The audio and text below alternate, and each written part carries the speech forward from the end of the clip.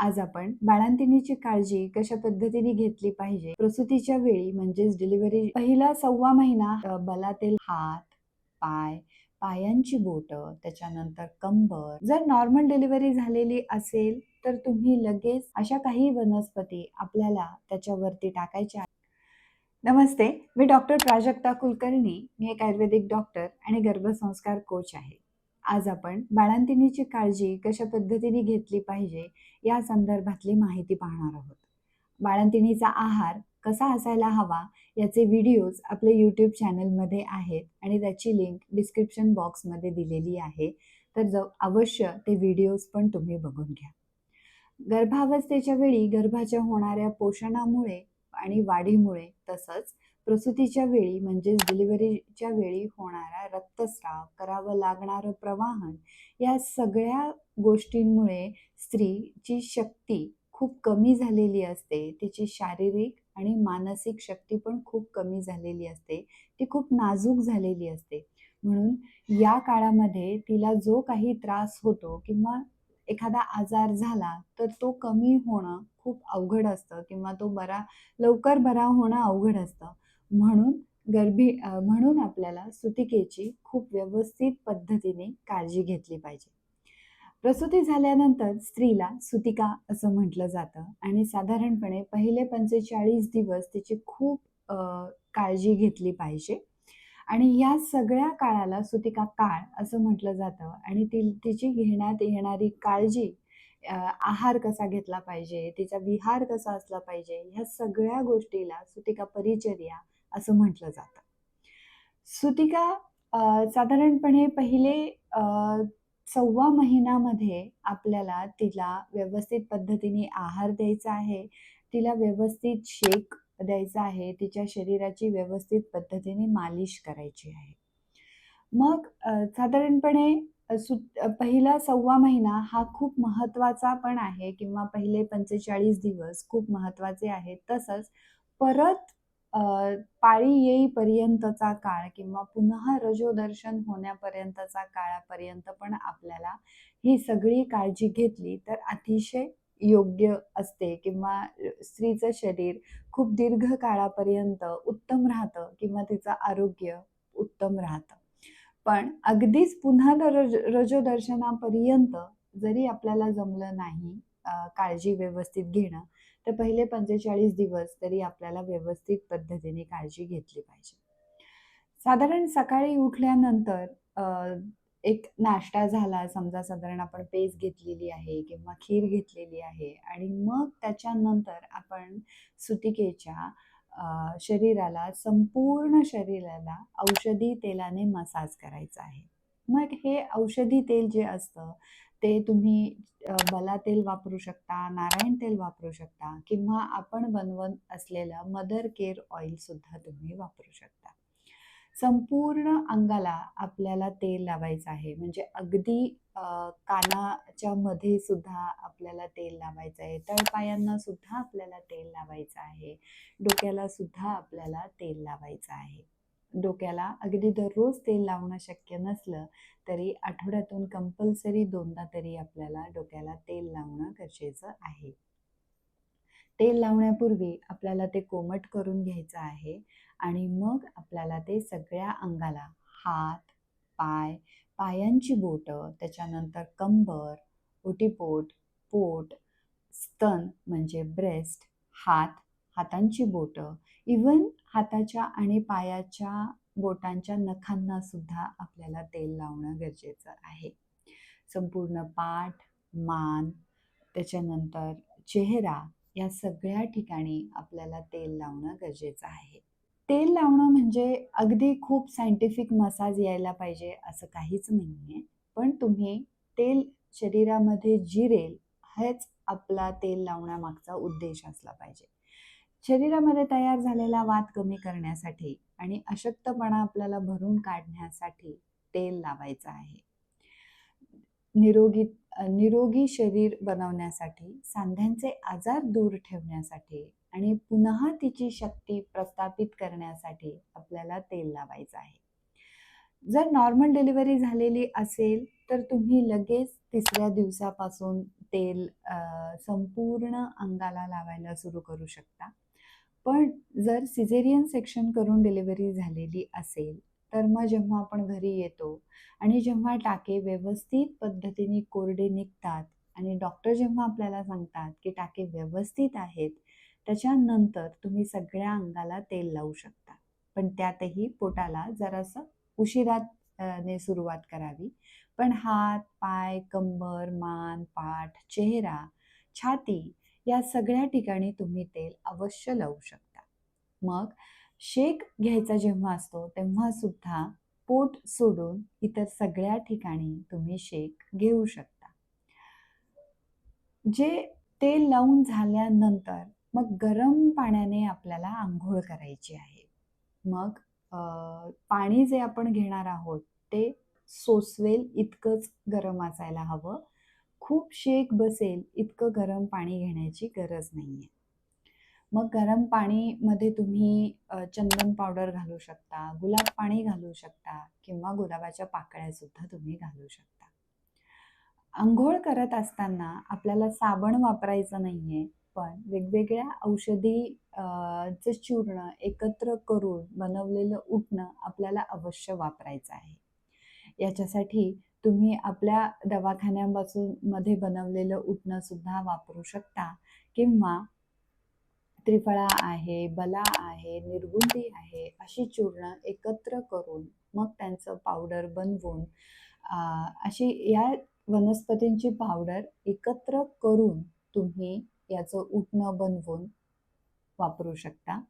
उटणं तुम्ही पाण्यामध्ये कालवूनही वापरू शकता किंवा दूध आणि दुधाची साय याच्यामध्ये मिसळूनही वापरू शकता किंवा अगदीच उटणं नसेल तर बेसनचं पीठ किंवा मसुरीच्या डाळीचं पीठ याच्यामध्ये थोडीसं दूध आणि साय एकत्र करून अशा पद्धतीचं उटणं सुद्धा तुम्ही अंघोळ करत असताना वापरू शकता.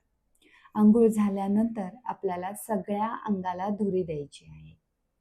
सगळ्यात पहिल्यांदा आपण योनी भागाला धुरी द्यायची आहे.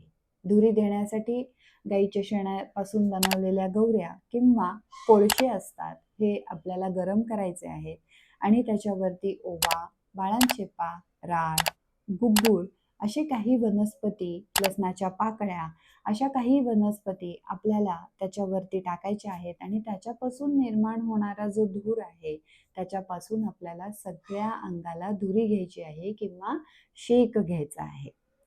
तर सगळ्यात पहिल्यांदा आधी योनी भागाला धुरी घ्यायची आहे आणि मग आपण सगळ्या अंगाला धुरी घ्यायची आहे.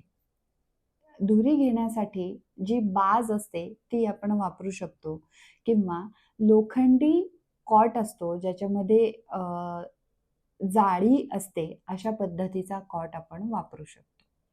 त्याच्यासाठी एका टोपल्यामध्ये किंवा घमेल्यामध्ये आपल्याला गाईच्या शेण्या ठेवायच्या आहेत किंवा कोळसा असेल तर आपण कोळसाही ठेवू शकतो आणि मग तो आपण गरम करून घ्यायचा आहे आणि मग त्याच्यावरती काही धुरीसाठीची जी द्रव्य असतात ती आपल्याला टाकायची आहेत आणि मग आपल्याला थोडा वेळ कमरेच्या ठिकाणी ठेवायचा आहे. कमरेचा भाग गरम झाल्यानंतर मग आपल्याला ते टोपलं उचलून पाठ आणि मानेच्या ठिकाणी ठेवायचं आहे. मग तो भाग गरम झाला की मग आपल्याला ते पायाच्या बाजूने ठेवायचं आहे. संपूर्ण अंगाला धुरी घेऊन झाल्यानंतर जर ज्यांना शक्य आहे पालथं झोपणं, अशांनी पालथं झोपून पोटाला पण धुरी घ्यायची आहे. पोटाला धुरी घेऊन झाली की मग आपल्याला छातीच्या ठिकाणी, चेहऱ्याच्या ठिकाणी घ्यायची आहे. ती घेऊन झाल्यानंतर मांडी आणि पायाच्या बाजूला आपल्याला टोपलं ठेवून मग धुरी घ्यायची आहे. साधारणपणे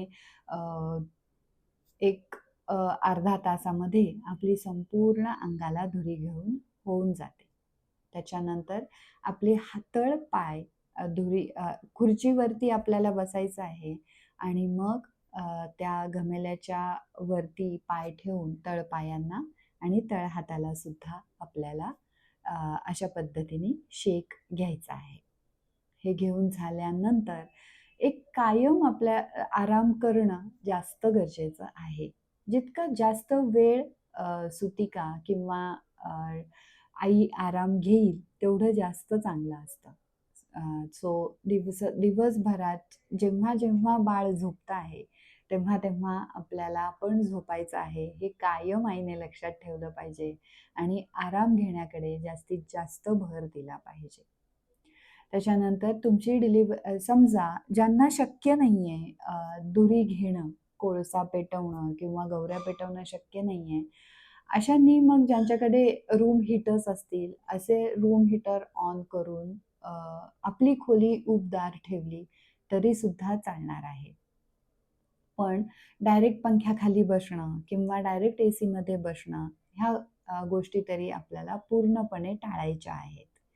ज्यांच्याकडे रूम हीटर पण नाहीये अशांनी गरम पाण्याची पिशवी गरम करून शेक कमरेला तुम्ही शेक घेऊ शकता, पोटाला तुम्ही शेक घेऊ शकता किंवा पायांना वगैरे पण शेक घेऊ शकता. जर अशा पद्धतीने शेक घ्यायचा असेल तर मग तुम्हाला खूप त्रास होतो. पण अ, हे करणं गरजेचं आहे. ज्यांना अ, असं वाटतंय की आपल्याला गरम पाण्याच्या पिशवीनी शेक घेणं सुद्धा खूप त्रासदायक आहे. सारखं अ, हात दुखतात किंवा पाय दुखतात, तर मग गरम पाण्यामध्येच साधारणपणे गरम पाणी जेव्हा आपण स्नानासाठी बनवत आहोत, तेव्हा मग एक पातेल्यामध्ये पाणी घेतल्यानंतर त्याच्यामध्ये तुम्ही बाळंतशेपा टाका, थोडासा ओवा टाका, थोडीशी दशमूळ नावाची वनस्पती मिळतात, त्या टाका आणि मग असं हे पाणी तुम्ही चांगल्या पद्धतीने उकळा आणि मग असं उकळलेलं पाणी जे आहे, ते मात्र मग तुम्ही कोमट झाल्यानंतर त्या पाण्याने सुद्धा तुम्ही स्नान करू शकता. आता हे काही उपाय आहेत, ज्यांना व्यवस्थित पद्धतीने धुरी घेता येत नाही अशांसाठी. सो अशा पद्धतीने उकळलेल्या पाण्यानेच तुम्हाला अंघोळ करायची आहे, साधारण कमीत कमी 45 दिवस. 45 दिवस झाल्यानंतर मग साधारणपणे तुम्ही आठवड्यातनं 3-4 दिवस सगळ्या अंगाला तेल लावणं, मसाज करणं, मालिश करणं आणि मग त्याच्यानंतर धुरी घेतलं तरी चालतं. सो कमीत कमी 90 दिवस तरी आपल्याला ह्या सगळ्या गोष्टी पूर्णपणे फॉलो करायच्या आहेत. त्याच्यानंतर कान कायम आपले बांधून ठेवलेले असले पाहिजेत याच्याकडे लक्ष द्या.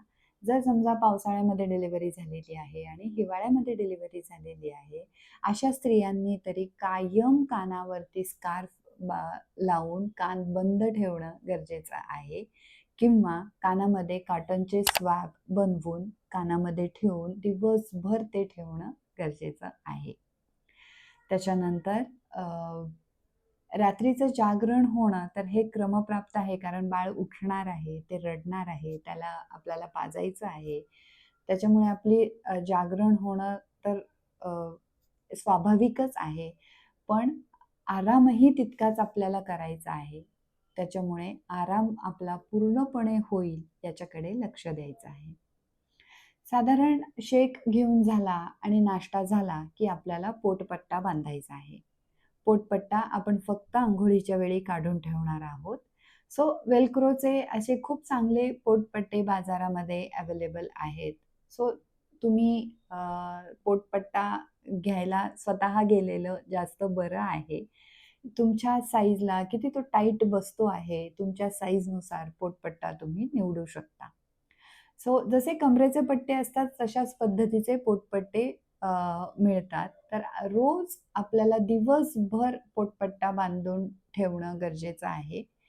पोटपट्टा बांधल्यामुळे काय होतं, तर पोट व्यवस्थित पूर्ववत जागेवरती यायला मदत होते. वात कमी होतो, कंबरदुखी कमी होते. त्याच्यानंतर सगळ्यात महत्त्वाचं, बरेच जण असं सांगतात, की सपोर्टेड वाटतं. म्हणजे अ, कुणीतरी आपल्याला छान व्यवस्थित आधार देत आहे, अशा प्रकारची जाणीव होते. म्हणून आपल्याला पोटपट्टा डिलिव्हरीनंतर बांधायचा आहे आणि पोटपट्टा आपल्याला फक्त 45 दिवस बांधायचा आहे. त्याच्यापेक्षा खूप जास्त दिवस पोटपट्टा आपल्याला बांधायचा नाहीये.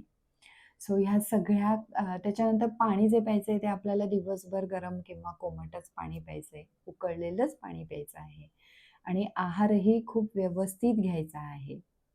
तर ह्या सगळी व्यवस्थित पद्धतीने जर तुम्ही चांगली काळजी घेतली, साधारणपणे कमीत कमी 45 दिवस किंवा 90 दिवस किंवा पुन्हा रजोदर्शन होईपर्यंत म्हणजे परत पाळी येईपर्यंत जी लोकं काळजी घेतात, त्यांना आजार खूप कमीत कमी होतात. सो अशा पद्धतीने तुम्ही तुमची काळजी घ्या आणि अ, हा व्हिडिओ जास्तीत जास्त लोकांपर्यंत पोहोचवा, ज्यांना याची खूप जास्त गरज आहे. धन्यवाद.